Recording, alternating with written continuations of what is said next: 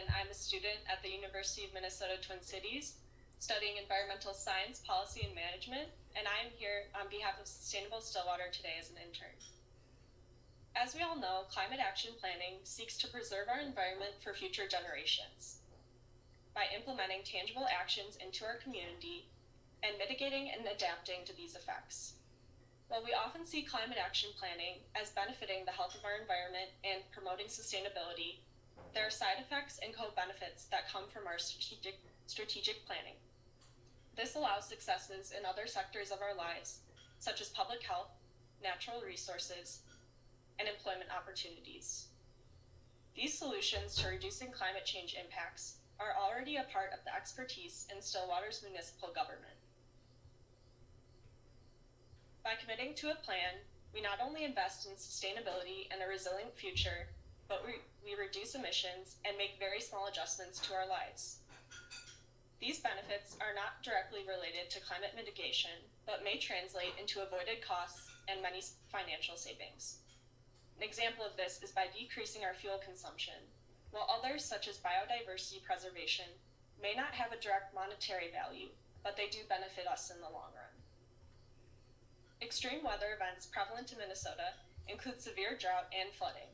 Not only do these jeopardize and disrupt our lives, they cost a significant amount of money that could be applied elsewhere.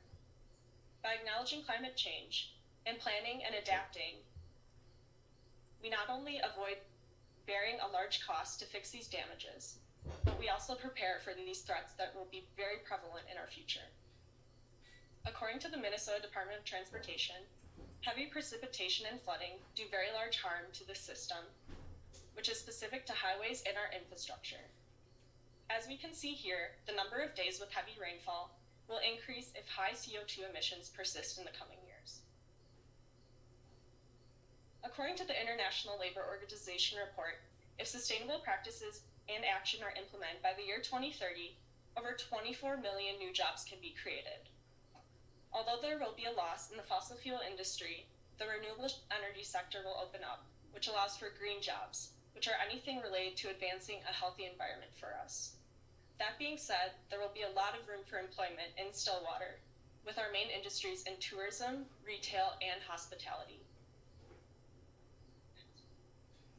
By addressing our issues such as air and water quality while seeking to reduce greenhouse gases, we improve the quality of our lives. With an improved environment, we will see public health advancements.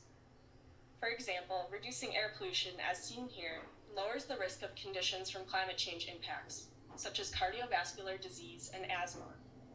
Stillwater has already done a lot to alleviate these health impacts, which includes creating a walkable and bikeable city, which increases physical activity for tourists, as well as reducing traffic in congested areas. By 2060, the U.S. is expected to grow by 79 million people, according to the U.S. Census. More people will need food, water, energy, and housing, which increases the need for resources, which we need to accommodate to. Climate action allows us to prepare and adapt to not only more people moving to Stillwater, but visiting. By investing in restorative agriculture, sourcing local food, and creating affordable housing, we can ensure that we will live comfortably. By integrating these resources into our plan, we can achieve resource security. According to the United Nations, there's a model, economic greening, where there are improvements in not only human well-being, but social equality and reductions in environmental risks. This green economy is seen as low carbon, it has resource efficiency, and it prevents losses in biodiversity and our ecosystem services. With this green economy, we can have economic growth and simultaneously protect our environment.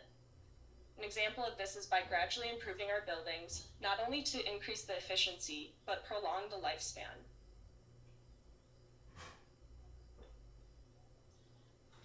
With climate action planning, we have immense awareness and ability to manage the production and consumption of our key resources, such as food, water, and energy.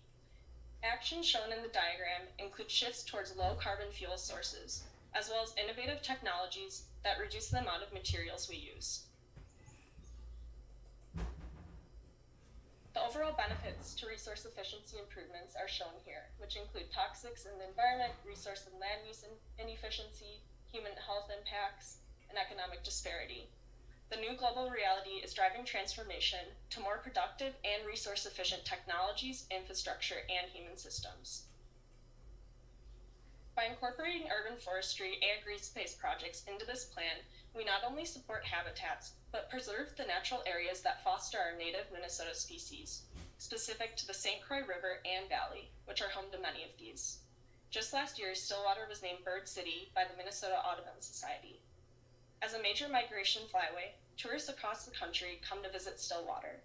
This plan will show our commitment to expanding these green spaces, which allow wildlife to thrive. By involving our elected officials, government agencies, scientists, and our planning experts, we can ultimately influence a change in general individual behavior. By emphasizing the importance of sustainability and a care for our environment, this will instill the values in others, which will include increasing consumption of sustainably sourced goods, involvement in recycling and composting programs, and investing in renewable energy, and much more. Changing human behavior is not easy, but it begins with our leaders exhibiting ownership and responsibility to preserve and conserve our resources for future generations. So how do we take action, you may ask? As you know, there are two main strategies when developing actions called mitigation and adaptation. Mitigation refers to our ability to decrease the amount of greenhouse gases trapped in our atmosphere and prevent these further emissions from occurring. An example of this is using electric vehicles which don't emit anything.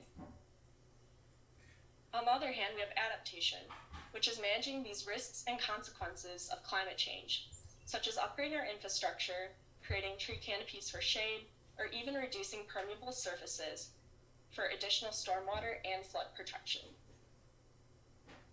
However, before we begin constructing a climate action plan, we need the basic foundational research to help our planners create goals, strategies, and actions that are aligned to Stillwater.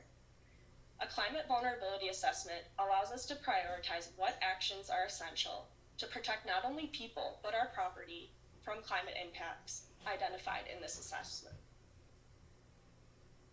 Then we have a greenhouse gas assessment inventory, which quantifies the amount of heat-trapping gases released by human sources within a defined boundary over the course of a year. Common sources in these inventories include transportation, residential, and commercial energy, as well as wastewater treatment and the decomposition of solid waste. This will allow us to map pathways that Stillwater can take to reduce emissions and increase resilience in our communities. So what is Sustainable Stillwater asking of you? We offer two suggestions here. The first one is to conduct these assessments and complete the full process. And the second one is to do the same thing, but combine costs with other cities who are also developing climate action plans. However, doing nothing in 2023 is risking quadruple costs for climate impact repairs, replacements, and construction that results in the cities, businesses, and residents lost income, work, shelter, or other catastrophes that take years to resolve. Overall, climate action begins with the basic foundational research about the city of Stillwater. This can be done on your own or with partnership of other cities who are currently working on their own plans. This commitment is from half a year to 1.5. And we have a rough cost estimate here, but I was notified that that may be subject to change. And then new technologies can also be implemented as they come. If we make a plan in 2023 and we take action within 2024, we are ultimately saving money in the end. Thank you.